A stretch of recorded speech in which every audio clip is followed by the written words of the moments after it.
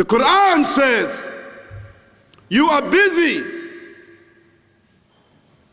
piling up, calculating, developing your careers, your money, your occupation, your wealth, until you visit the graves. Think about it. When was the last time that you went to a funeral? Was it your mother?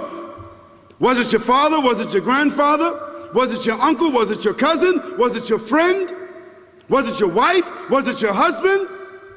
The last time that you visited the grave, when you went to a funeral and you saw that person whom you loved that was laughing, crying, live, boasting, wealthy, educated, denying, arrogant, whatever they were. What was the demeanor of the people when you walked in that funeral home? When that person was stretched out in their last suit? What was the demeanor? Were the people cracking jokes? Were they dancing? Were they clapping and singing songs? No. Silence. Melancholy. Trauma. Why? Because every person that walked in that room, seeing that person stretched out, the first thing they thought about was not the person. The first thing they thought about was that one day, this will be me. So Allah said, Alhaakumut takathur. All of us, all of you are engaged in running your mouths, doing your business, multiplying, buying houses, cars, business, whatever you're doing. And when you're told about God, religion, life, morality, you're saying, look, I ain't got no time for that. You got no time for that.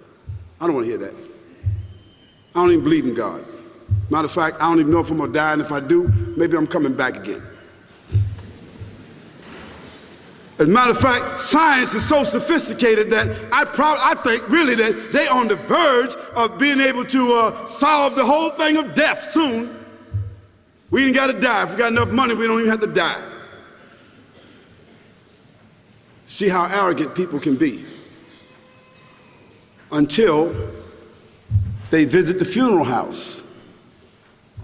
And then after you go to the funeral house, if you got the guts, if you're able to do so, you go to the grave.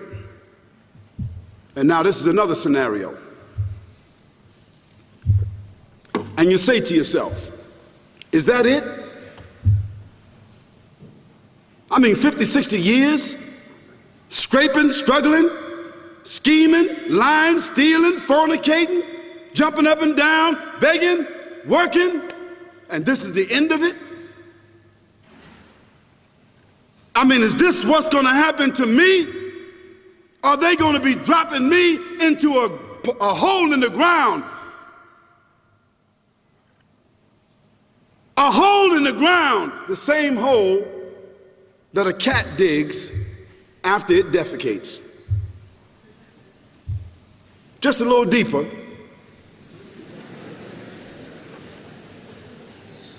But for the same reason. The cat digs a hole because the cat has dignity. Something that human beings don't seem to have. Instinctively, the cat digs a little hole, covers it up. Humans have got to be taught to do that. But it's for the same reason. So you and I, we're going into a hole a little deeper than the one the cat dug.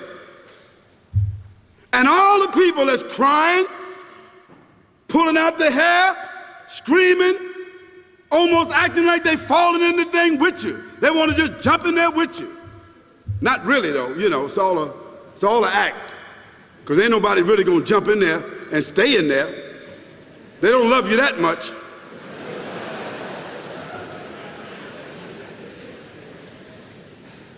And then after all the shoveling get done, and they fill it up, and the box, you can't even see the box no more, the coffin that cost $5,000. I don't know what did they burn somebody in a $5,000 coffin for? I mean, if I was a funeral director, after they left, I would dig them back up and put them in another box and take that box back.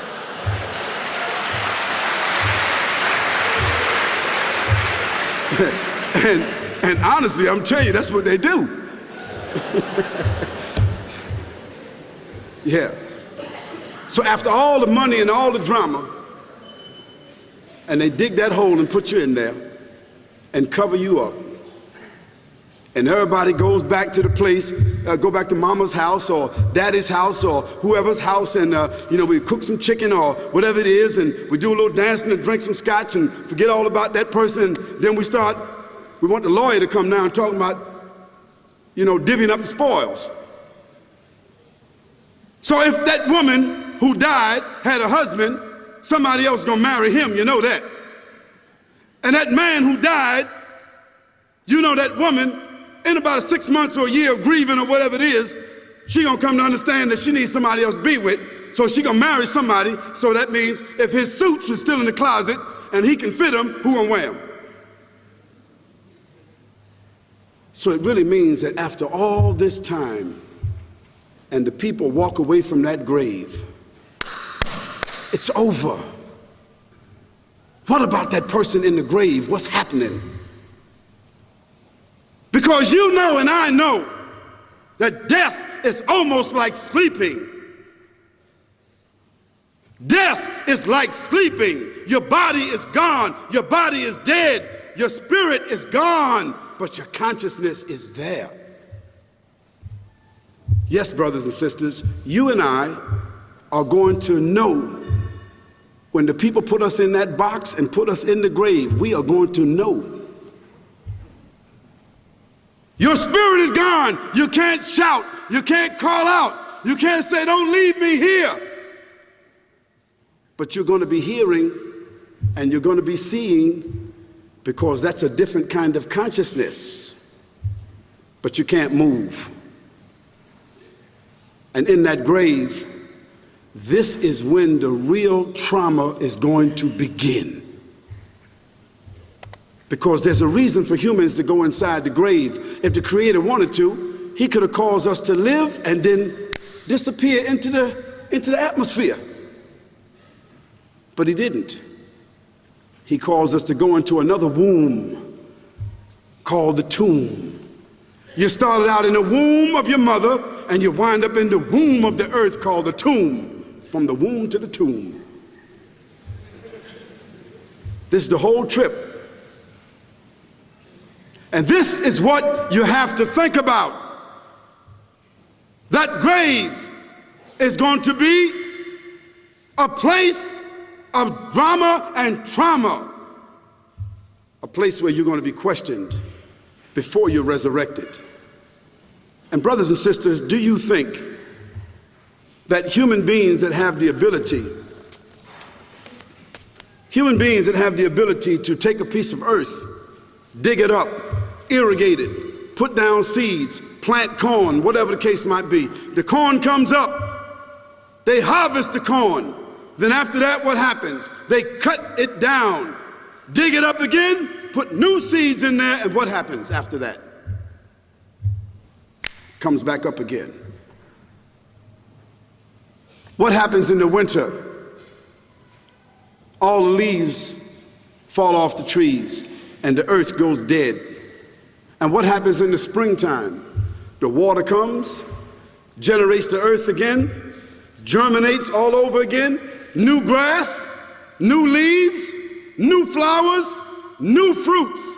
So Allah says, and a sign for them is the dead earth. After that, we give it life.